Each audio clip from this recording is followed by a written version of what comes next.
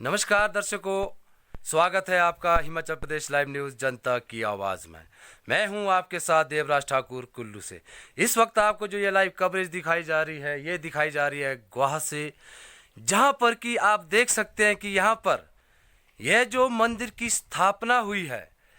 आप जानते हैं दर्शकों कि हमारा जो ये समाज है देव समाज से परिपूर्ण है, क्योंकि सदियों से चला आ रही जो ये रीत है देव समाज की, आज भी जनता काफी हद तक देव समाज के प्रति नतमस्तक है। आप देख सकते हैं किस तरह से यहाँ की जनता ने यहाँ पर इस भव्य मंदिर का निर्माण किया है, और साथ ही साथ आप देख सकते हैं कि यहाँ पर यह गांव है, इस गांव के साथ ही यह देवते की स्थापना की गई है। आइए हम जानने की कोशिश करते हैं कि यह जो देवता साहब की जो स्थापना की गई, जो ये मंदिर बनाया गया है, कि इसके पीछे कौन सा इतिहास छिपा है, कौन सी गाथा इसके पीछे छिपी हुई है। तो आइए हम जानने की कोशिश करते हैं। यहाँ पर विराजमान है हमारे पास जो बुजुर्ग आदमी है, इनसे हम जानने की कोशिश करते हैं। सबसे पहले हम आपका नाम जानना चाहते हैं। आप नाम बताइए अपना। कहाँ से हैं आप जी? गाँव। अच्छा, यहीं इसी गांव के रहने वाले हैं आप। तो सबसे पहले हमें यह जानने की इच्छा ज्यादा है कि यहाँ पर जो ये देवता साहब की स्थापना की गई, जो ये भव्य मंदिर बनाया गया है, कि इसके पीछे जो इतिहास छिपा है वो क्या है? वो ऐसा इसी में 80 में बन गया ये। इसने जाना था बाहर जी, ये बाहर नहीं गया, इसने बोला मैंने यहीं रहना बोला। तो ये देवता साहब क्या यहीं पर विराजमान थे, या कहीं से आए हैं, या कहीं से किसी पूर्वजों के साथ लाए गए हैं?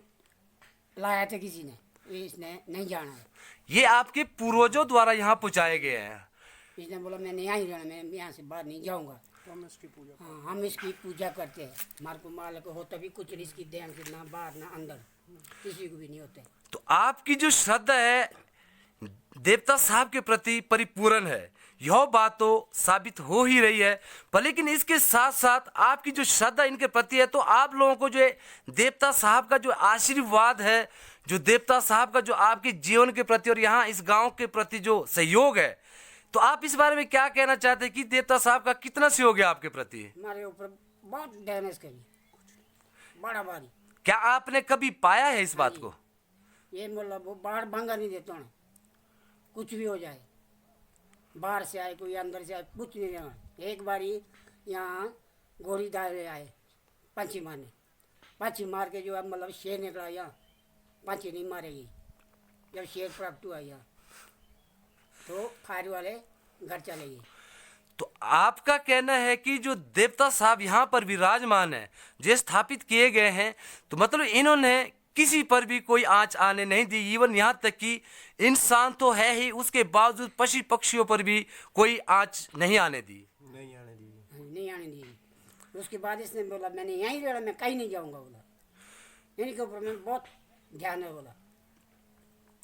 नहीं तो ये पहले था यहाँ झाखल था जी, बहुत झाखल था यहाँ। जब इसने हमने प्रार्थना मांगी से तेली हम मंदिर बनाएंगे, तेरे को हम खुशी रखेंगे, फिर दिया उसने इजाजत। ठीक है बोला। फिर हमने मंदिर बनाया, फिर हमने इसको मंदिर बनाया। तो जो ये मंदिर बना हुआ है, ये पहले पूर्वजों से लेकर बना या अब बनाया गया है? ये तो अब भी बनाया, ये तो पीछे रहता था बाण के पेड़ में। तो इससे पहले जो देवता साहब यहाँ पर स्थापित किए गए, तो काहे में स्थापित किए गए थे? लिंग था ऐसे ही था लिंग।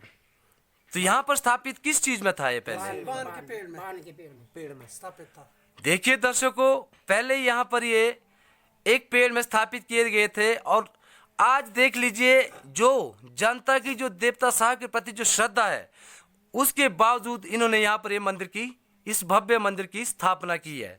पर लेकिन ये जो मंदिर बनाया, ये आप लोगों ने अपनी इच्छा से बनाया या देवता साहब के कहने से बनाया है? ये बनाया ना जी देवते कहने से। पूछे पहले इजाजत मांगी, भाई तू क्या बोलता है, ना करता क्या हम मंदिर बनाने देता है या नहीं? तो देवता साहब ने कैसे बोला? माली के जरिए बोला है? देवता साहब ने ऐसे बोला है भाई बना लो। अच्छा, यहाँ पर माली को पहले खड़ा किया गया। अच्छा, देवता साहब माली में आकर तब जाके देवता साहब ने ये बयान किया है। तो जनता सारी देवता साहब के प्रति समर्पित है। यहाँ कितने देवता साहब स्थापित किए गए हैं? दो। कौन कौन से देवता साहब है, नाम क्या है? ये ढली, ये सराजी, ये इसके साथ चौकीदार है। अच्छा, जो ये पेड़ में है, मात्र में गुडेली जो अच्छा, ये जो पेड़ में स्थापित एक ढेली साहब हैं, देवता साहब। और के अंदर सराज जी है, देवता सराज जी। अच्छा, मंदिर में देवता साहब सराज जी की जो स्थापना की गई है। पारे वाला है गुडेली। चौकीदार, ये चौकीदार है। अच्छा, आपका कहना है कि जो ये देवता साहब गडेली हैं, ये सराज जी देवता के चौकीदार चौकीदार है। अच्छा अच्छा, ये दोनों देवता साथ हैं।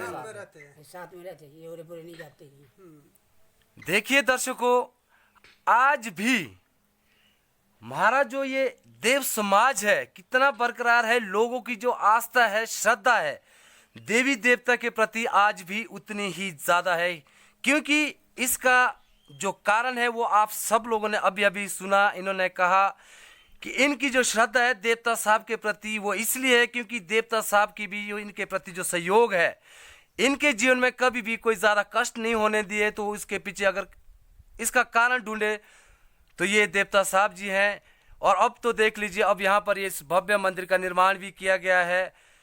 तभी कहा जाता है कि यदि जनता का देवी देवताओं के प्रति जितनी ज्यादा श्रद्धा होगी तो देवी देवता का भी उनके प्रति उतना ही ज्यादा सहयोग होता है उनके जीवन जीने के लिए। इवन यहां तक कि कहा जाता है कि पहले अगर हम बात करें काफी पुराने पौराणिक परिस्थितियों की, उस वक्त देवी देवता की इच्छा के विरुद्ध कभी भी कोई भी आदमी कोई भी कदम नहीं उठाते थे।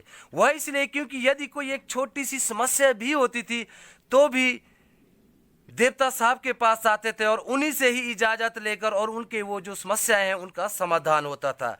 पर लेकिन आज वक्त काफी बदल चुका है। अब आगे जो नया नया वक्त आ रहा है उसके बावजूद ये जो आस्थाएं कम हो रही है, उसी का नतीजा आज लोग भुगत रहे हैं, जिसे हम प्राकृतिक आपदा का जो नाम देते हैं। वह आपदा क्या हो सकती है आप सब लोग जानते हैं कि अगर हमारी जो श्रद्धा है देवी देवता और ईश्वर के प्रति जितनी कम होती है तो वो प्राकृतिक आपदा में तब्दील हो जाती है। तो दर्शकों, इसी तरह से हमारे साथ बने रहिए और देखते रहिए हिमाचल प्रदेश लाइव न्यूज, जनता की आवाज। मैं था आपके साथ देवराज ठाकुर कुल्लू से।